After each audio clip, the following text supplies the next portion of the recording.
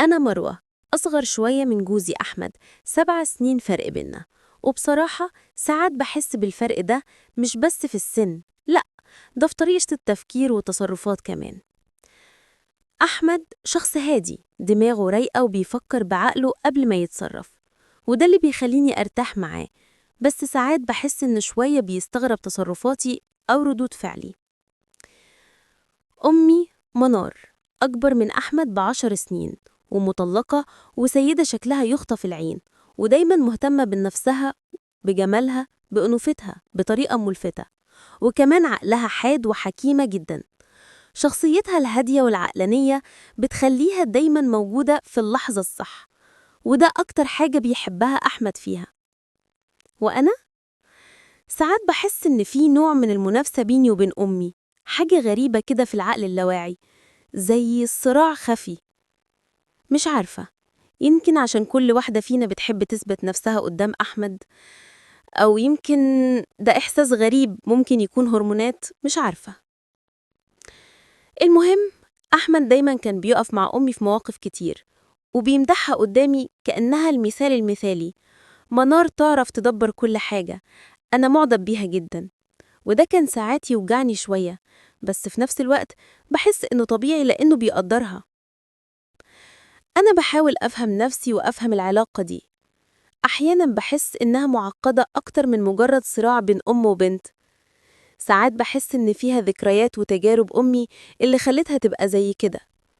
وساعات بحس إن أحمد فعلاً محظوظ إنه عنده حد فهمه وواقعي زي أمي. ماما منار أصلاً ست جميلة جداً، حتى لو لابسة حاجة بسيطة في البيت شكلها بيخطف النظر. جسمها كيرفي طبيعي، يعني مش محتاجة أي حاجة عشان تبان جذابة.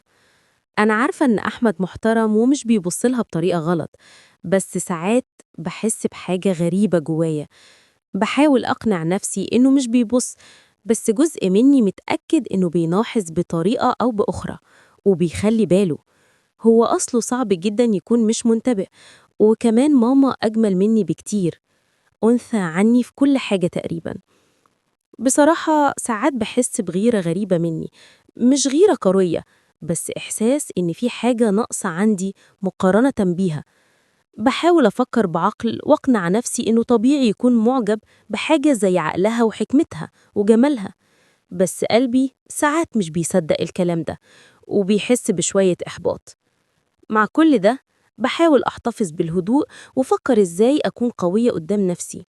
العلاقة بينا مش سهلة، بالعكس، مليانة مشاعر متداخلة، حب واحترام وغيرة وحيرة في نفس الوقت. وكل يوم بحاول أفهم نفسي وأفهمهم أكتر. أنا عارفة إن أحمد محترم ومش بيعمل حاجة غلط، بس ساعات بحس إني حاسة بحاجة غريبة. يعني مثلا لما ماما تيجي تقعد معانا في الصالة وأنا جنبها، بحس قلبي بيتسارع شوية. مش عارفة ليه، يمكن عشان طريقة كلامها الهادية أو ضحكتها أو حتى حركة إيديها وهي بتتكلم.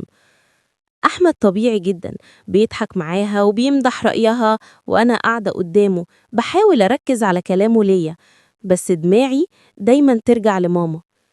ساعات بحس إني بغير، بس في نفس الوقت بحس بالاحترام ليها وبإني مش قادرة أكون زيها في كل حاجة.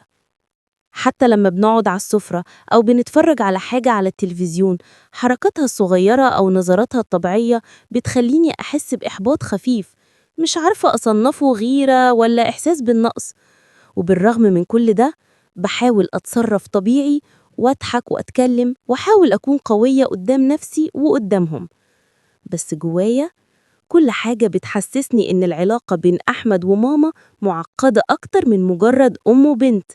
مشاعر متداخلة واحترام وحب وغيرة وحيرة في نفس الوقت، وكل يوم بحاول أفهم نفسي وأفهمهم أكتر.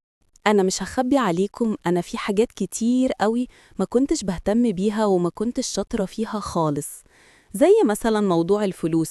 أنا بصراحة بعترف، أنا ما بعرفش أحوش وما بعرفش أقدر قيمة الفلوس زي ما المفروض. يعني ممكن أشتري حاجات ملهاش لازمة أو أجيب حاجة بسعر أغلى من تمنها بكتير، وساعات كتير جدا بيضحك عليا في السوق، وده كان بيضايقني جدا. علشان كده كنت بخلي ماما هي اللي تيجي معايا تشتري علشان أضمن إن محدش يضحك عليا. ماما ليها طريقتها كده، أسلوبها مع البياعين عجيب، تدخل عليهم بهزار وضحك وتبدأ تفاصل بطريقتها الخاصة، مش بتتعصب ولا تتخانق، بس في الآخر تطلع باللي هي عايزاه بالظبط وبسعر أحسن من أي حد تاني. أنا عمري ما عرفت أعمل كده ولا حتى عرفت أقلدها، يمكن علشان عندها حضور كده يخلي الناس تسمعها وتحترمها، يمكن كمان علشان ثقتها في نفسها، حاجة أنا نفسي أوصل لها بس مش دايما بعرف أعملها. وفي يوم حصل موقف كان بالنسبة لي صدمة حرفياً، ما كنتش قادرة أتكلم.